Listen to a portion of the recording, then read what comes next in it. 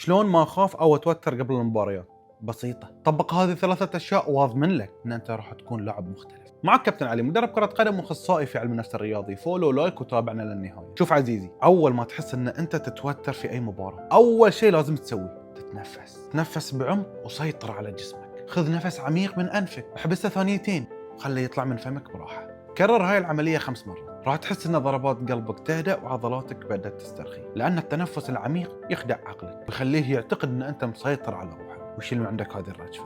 رقم 2، ركز على اللحظة مو النتيجة. التوتر يجي من التفكير الأكثر من اللازم، تفكر شنو راح يصير إذا خسرت، شنو راح يصير إذا أخطأت، كل هذه ما له لازمة. السر إن أنت توقف هذه الأفكار وتركز في اللحظة اللي عندك. فكر في أول لمسة راح تجيك، فكر في أول تمريرة صحيحة راح تلعبها، فكر في موقعك الصحيح. كل ما كان تركيزك على هذه التفاصيل الصغيرة راح تتناسى أصلاً إن أنت متوتر، وكل ما صار مستواك أفضل راح يقل خوفك تلقائيا. وتأكد إن من أول تمريرة صحيحة كل شيء راح يكون صحيح من بعده. رقم 3 وهو الأهم، حول خوفك إلى طاقة. تدري أن الشعور بالخوف معناته أن جسمك مستعد والإدرينالين قاعد يضخ في دمك، وأنت بدل لا تشوفه كعدو خايف منه استعمله كطاقة لك. فكر في لحظات نجومك المفضلين وأيام ما كانوا هم يلعبون تحت الضغط، شلون كانوا يحولون التوتر إلى أداء خارق، لأن الفرق بينهم وبين غيرهم أنهم كانوا يستخدمون هذا الشعور بدل لا يهربون منه. في النهاية خذها قاعدة، الخوف عمره ما راح ينتهي، لكن الفرق بين الأبطال والأشخاص العاديين إن الأبطال يعرفون يلعبون رغم الخوف اللي هم فيه، يقدرون يسيطرون عليه. أتمنى أن أنت استفدت من هذه المعلومة، وأرسل هذا الفيديو إلى شخص تحسه يحتاجه. وإذا عجبك مثل هذا المحتوى